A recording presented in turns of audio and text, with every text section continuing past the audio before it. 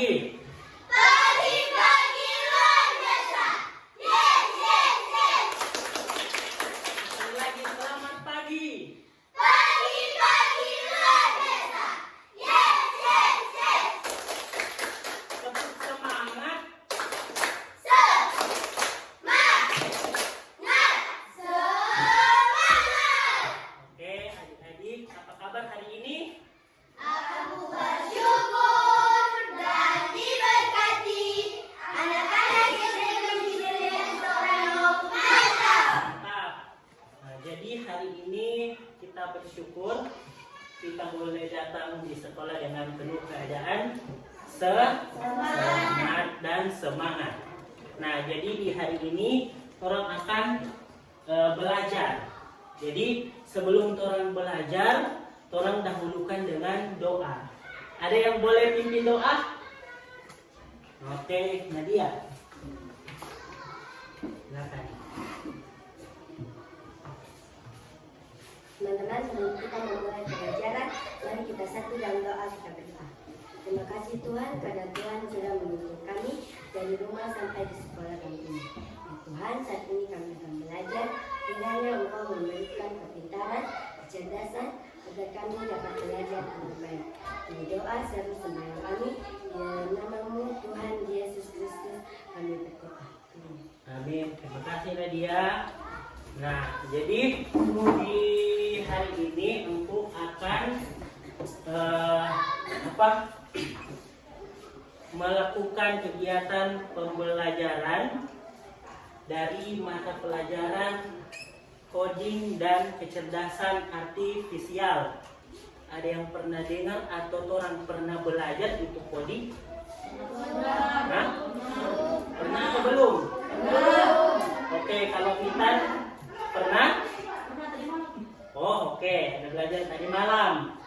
Kalau yang lain sudah pernah atau belum? Belum. Nah, jadi sekarang orang akan belajar tentang coding dan kecerdasan artifisial. Jadi di dalam coding dan kecerdasan artifisial ini yang orang akan belajar adalah berpikir komputasional. Sama-sama.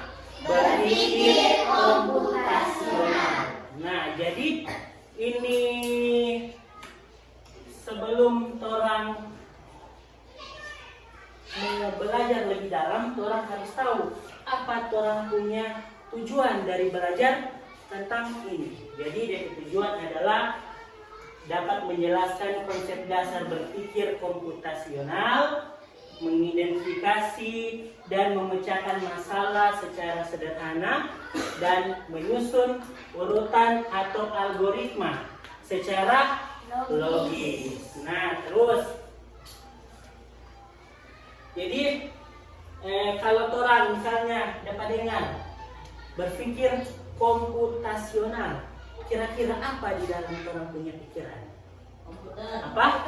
Komputer. Betul sekali. Nah, sekarang orang akan menonton satu video. Jadi video ini akan menjelaskan secara singkat apa itu komputer, apa itu berpikir komputasional. Jadi sebentar.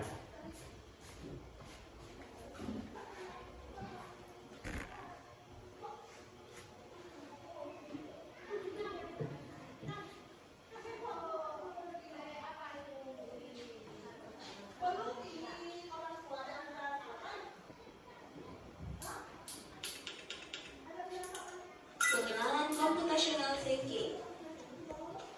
Hai teman kece, coba tebak apa artinya computational thinking atau berpikir komputasional?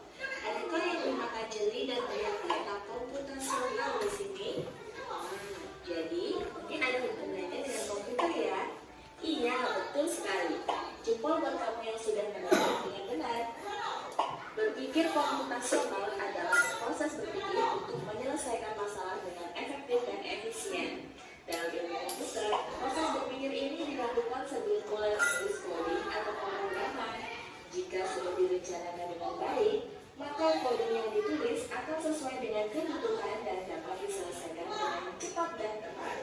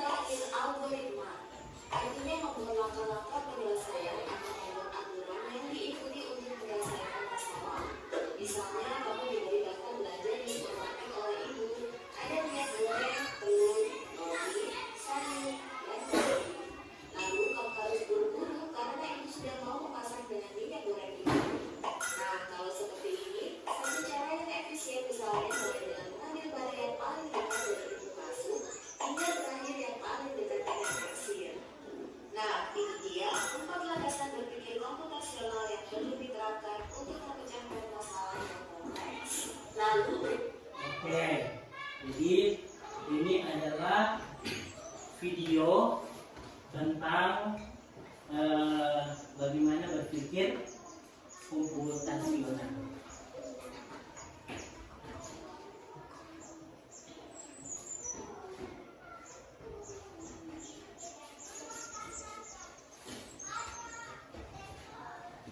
Nah, jadi adik-adik pernah lihat robot? Pernah? Pernah. Di mana? Di televisi. Di mana? Oke. Jadi semua pernah nih lihat robotnya. Nah, jadi itu kalau tadi dikatakan berpikir komputasional, orang boleh menggunakan apa? Menggunakan perangkat atau komputer, boleh juga tidak menggunakan komputer atau jaringan internet. Nah, sekarang orang mau coba main. Boleh? Tahu kok robot? Gimana robot kalau mau berjalan? Takut. Satu Nah, jadi engkau boleh mau pinjam satu tumbler di belakang? Boleh. Nah, jadi ini ada tumbler. Misalnya engkau taruh di sini. Nah, sekarang di permainan bagaimana, Bu? Jadi di sini ada perintah. Apa? Perintah. Jadi di sini ada angka. Ada angka. Ada finish, ada start, ada angka lagi, ada angka dengan ada petunjuk arah. Kemana ini? Ke kanan. Kalau ini ke kiri. Oke. Kalau biru ke kanan, kalau orange ke kiri. Nah, sekarang satu orang, mari Nadia dulu di sini. Jadi misalnya begini, dia akan ke apa? Tumbler. Mau ambil tumbler. Jadi perintah yang orang mau bikin adalah misalnya ini ubin ini, kalau satu ubin satu langkah, berarti dua langkah. Jadi orang akan memberikan perintah Pak Nadia untuk apa? Mengambil tumbler. Nah, di sini misalnya aku kasih perintah. Berarti kalau misalnya orang mau kasih lihat tombol start, berarti apa kalau start? Mulai. Oke. Berarti baru mulai, itu belum mau suruh jalan. Nah, kira-kira 1, 2, 3, 4, 5, 6 sampai di muka sini. Di sini ada angka 6? Ada. Berarti orang pakai angka 4. Tanya. 4. Berarti 4 langkah. Nah, berapa langkah lagi orang mau sampai 6? 2. Ya, berarti orang akan memasukkan perintah 2. Nah, stop. Ini dia diperhadapkan dengan arah ke kanan dengan ke kiri. Nah, tolong perhatikan. Kalau tumbler dia sebelah kanan atau sebelah kiri? Sebelah kanan. Berarti kalau kanan biru. Oke. Berarti dia mau apa? Mau hadap kanan. Oke, hadap kanan. Apakah dia langsung melangkah? Enggak. Mau apa? Mau tunggu perintah. Berarti ada berapa ubin? Coba lihat. Ada 2, berarti DP perintah 2. Oke. Kalau dia sudah sampai berarti orang ada di garis sini. Silakan ambil itu tablet. Oke. Boleh? Boleh. Orang akan mau coba. Jadi taruh dulu di situ sebelum orang mau lebih ke dalam lagi tentang yang punya materi. Mari Mitan dengan Christian. Ada 2. Silakan.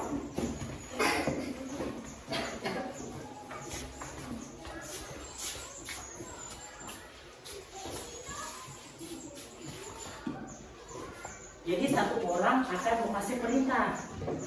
Siapa yang mengasih perintah? Siapa yang mengasih perintah? Hah? Hah? Apa? Oke, Christian. Christian, sini ada Christian. Silakan Nana berikan perintah Pak. Mitan misalnya Nana ada di sini. Oke, coba. Oke, apa? Mesti yang mana? Kita lihat teman-teman ini. Tuh, gitu. Baru. Oke, 4. Oke, baru.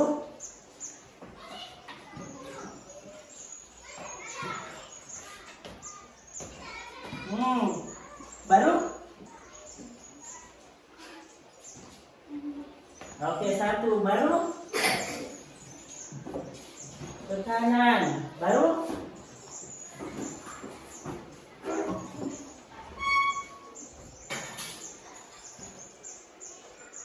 Satu, 2, 3, 4. Baru. Akhir. Sini. Tepuk tangan dulu. Ada yang mau coba? Ada. Oke, masukkan dulu lagi. Mari. Tangan sampai mana? Jalan. Bisa. Jadi jalan ini robot. Jalan karena dari sini. Tadi kalau dari sana berarti dari sini. Iya. Jadi yang mau kasih perintah adalah Irsyad. Silakan.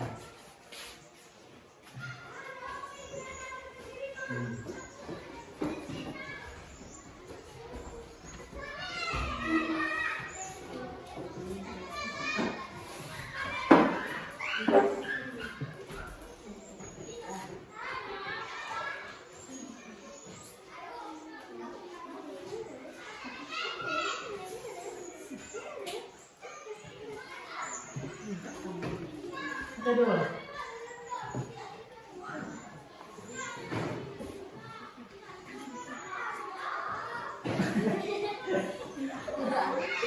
Nice, nice.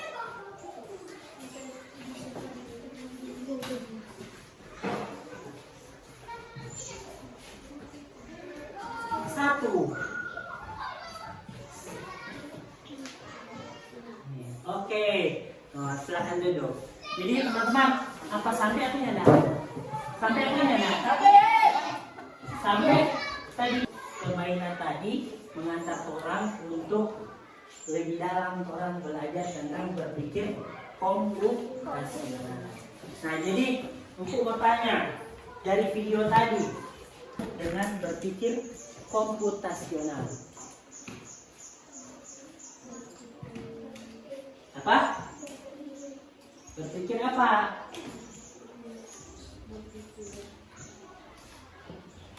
Berpikir kritis. Apa lagi? Berpikir logis. Apa lagi?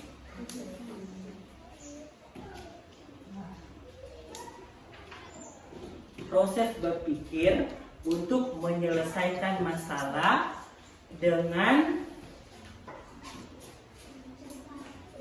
apa? Cepat, dengan efisien. Jadi orang berpikir secara kritis untuk menyelesaikan sebuah masalah dengan sistematis dan logis. 4 landasan berpikir komputasional. Ada yang dapat ingat? Tiga. Apa? Ada tiga. Oh, apa-apa? Algoritma Betul. dekomposisi. Iya, jadi aku merubah satu dekomposisi. Yang kedua, Algoritma. yang ketiga dengan yang keempat orang taruh algoritma. Yang keempat, yang kedua. Abstrak. Oke, boleh. Jadi dia tentu isi di yang ketiga, abstraksi. Yang kedua adalah pola. Apa? Pola. Jadi ada 4 landasan berpikir komputasional. Yang pertama, Dekomposisi. yang kedua, Pola. yang ketiga, Abstraksi. yang keempat, Algoritma. algoritma. Nah, jadi tadi permainan robot ini mengasah orang untuk berpikir secara komputasional, berpikir secara logis. Jadi orang harus berpikir dulu sebelum memberikan perintah. Orang hitung dulu, misalnya ini Ubin ada 6. Apakah di perintah sini tadi tidak ada 6, jadi orang menggunakan 4 dulu, kemudian 2 supaya genap menjadi 6. Nah, jadi 4 landasan berpikir komputasional adalah dekomposisi, pola, abstraksi, dan algoritma. Jadi misalnya orang membuat nasi goreng, contoh membuat nasi goreng. Siapa pernah buat nasi goreng? Oke, semua berarti pernah. Jadi kalau membuat nasi goreng, orang harus siapkan apa? Minyak goreng. Minyak goreng, bawang, kecap, nasi. Oke, ada daging, telur. Jadi itu DP apa DP nama? Bahan. Apa lagi? Rica, garam, dan lain sebagainya. Nah, jadi dekomposisi ini adalah membagi masalah besar ke dalam masalah-masalah kecil. Tadi kalau di video itu contoh apa? Panitia 17 Agustus. Jadi dia membentuk panitia 17 Agustus. Jadi dia harus ada DP seksi konsumsi, seksi apa lagi? Publikasi dan lain sebagainya. Jadi itu dari masalah besar dibagi menjadi masalah-masalah kecil, bagian-bagian kecil, bagian-bagian yang kecil. Nah, sama dengan tadi membuat nasi goreng. Jadi kalau membuat nasi goreng, orang harus sediakan dulu DP bahan, apa lagi? Alat. Apa DP alat yang orang pakai? Laci, kompor, pisau, dan lain sebagainya. Jadi bahan, alat, DP langkah-langkah itu termasuk di bagian dekomposisi. Jadi dekomposisi adalah ini membagi masalah yang besar menjadi bagian-bagian yang kecil. Yang kedua, pola. Pola. Misalnya ini pola mencari persamaan. Nah, kalau itu membuat nasi goreng sama dengan membuat misalnya mie goreng. Toh? Sama atau beda? Beda. Tapi ada DP persamaan, DP sama DP perbedaan kira-kira di mana? Oke, nama. DP bahan. Toh, kalau nasi goreng menggunakan nasi, kalau mie goreng menggunakan mie. Nah, itu DP pola. Yang ketiga, abstraksi. Abstraksi ini melihat hal yang penting saja. melihat hal yang penting saja. Jadi kalau misalnya orang ada sementara bikin ini nasi goreng, orang yang usah ini mau pikir ini kecap terbuat dari mana, toh? Ya. Jadi bikin lama orang mau membuat nasi goreng atau ini misalnya saus tomat ini apa ada kecampuran. Jadi orang hanya fokus pada yang penting saja. Berikut algoritma adalah menyusun langkah-langkah yang sistematis. Jadi kalau misalnya orang membuat nasi goreng, orang bikin DP langkah yang pertama apa orang siapkan. Nah, yang kedua apa orang siapkan. Yang ketiga apa orang siapkan. Langkah-langkah pembuatan sampai terakhir siap disajikan.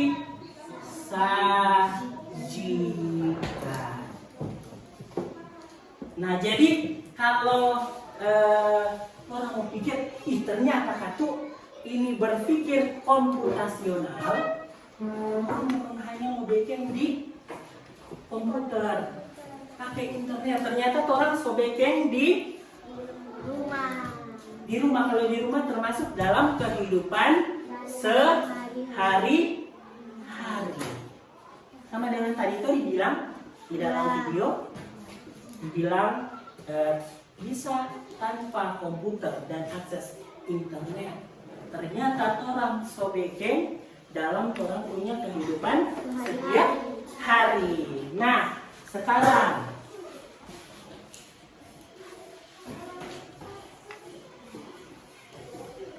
di sini ada lembar kerja. Lembar kerja peserta didik. Kalau bilang berarti orang mau bikin apa sekarang? Buat tugas. Jadi karena ini ada 10 orang, makanya enggak mau seimbangnya. Jadi ada yang kelompok 4 orang, ada yang kelompok menjadi 3 orang, ada yang 3 orang lain. Berarti silakan Patricia dengan ini Teresa dan Kayla.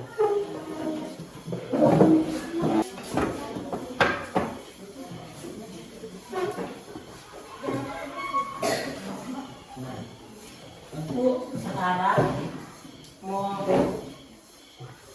kasih kesempatan untuk 3 kelompok ini berdiskusi. Jadi di situ aku ada tulis kelompok titik 2. Jadi ini kelompok ini mengisi. Jadi karena ini berurutan, jadi kelompok 1 ini, kelompok 2 ini, kelompok 3 ini. Jadi silakan.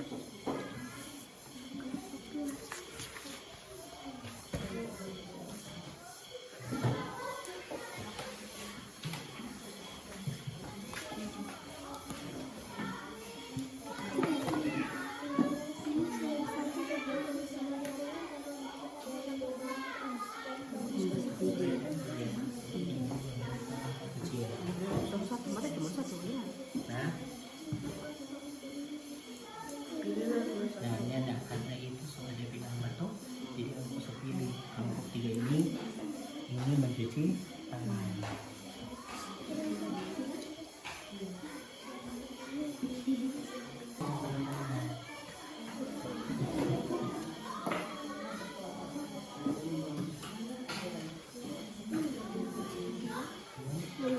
Ya, nah, atau bulat. Karena ini so pupni, berarti pupni no yang kedua.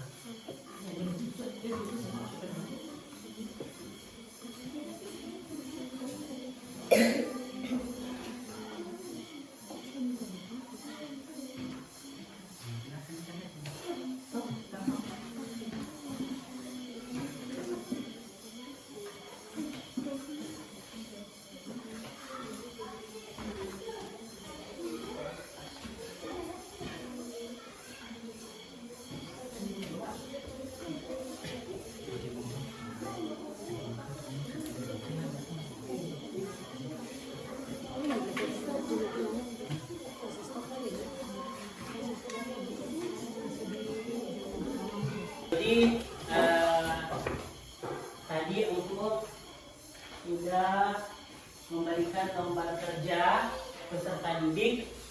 Apakah sudah dikerjakan? Sudah. Nah, sekarang orang akan mempresentasikan hasil dari apa yang dikerjakan oleh adik-adik siswa. Nah, jadi sebelum orang mau presentasi, mari orang ice breaking, rekreasi. Jadi di rekreasi Simon berkata. Tahu ini rekreasi Simon berkata? Simon say. Jadi kalau untuk bilang Simon berkata, berarti itu harus melakukan. Kalau engkunya bilang Simon berkata, berarti tidak dilakukan. Jadi Simon berkata berdiri, duduk. Simon berkata tepuk tangan.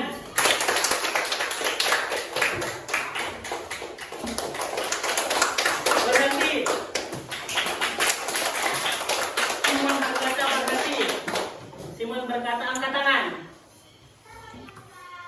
Gerakan.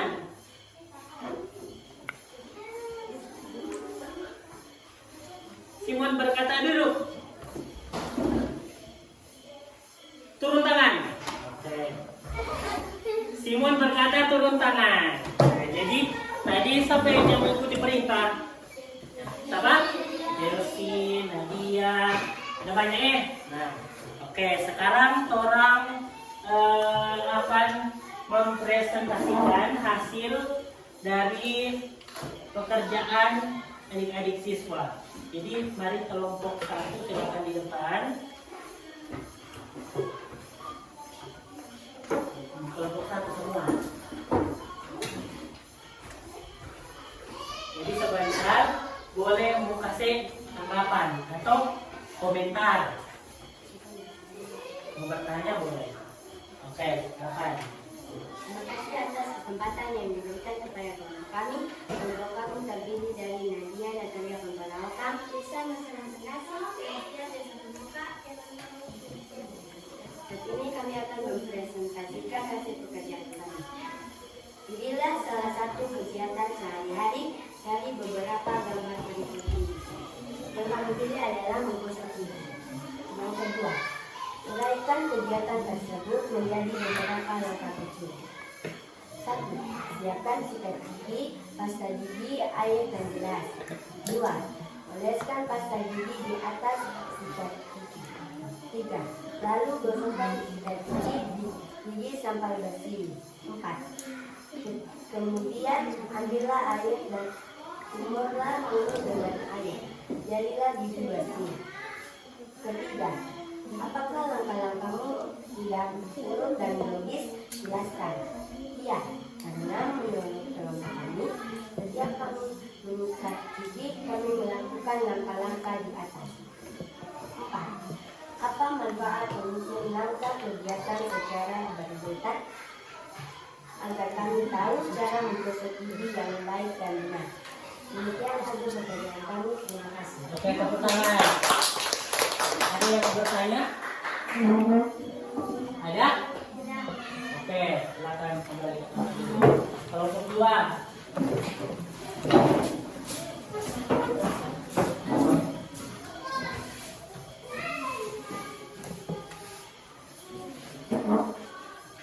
Terima kasih atas kesempatan yang diberikan kepada kelompok 2. Saya selaku perwakilan dari kelompok 2 akan menyampaikan hasil pekerjaan kami. Kelompok kami terdiri dari Teresa Elvinodompis, Patricia Ropia, dan Mikaela Permata Solani. Kami akan menyampaikan hasil pekerjaan kami. Inilah salah satu kegiatan sehari-hari dari beberapa gambar berikut ini. POPMI. Uraian kegiatan tersebut menjadi beberapa langkah kecil. 1. Menyiapkan alat dan bahan. Alat: sendok, bahan air panas. 2. Cara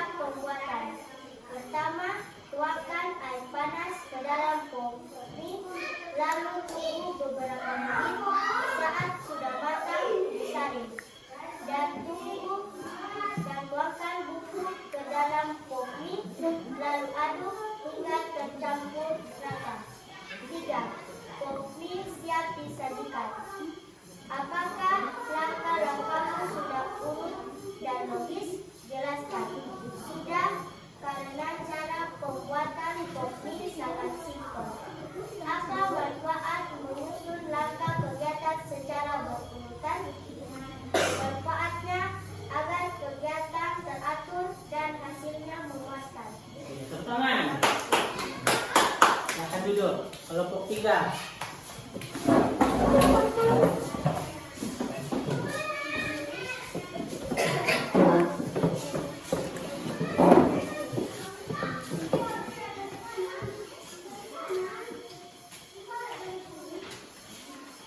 Terima kasih atas kesempatan yang diberikan kepada kami kelompok 3. Kelompok kami terdiri dari pelajar-pelajar sekolah bunga.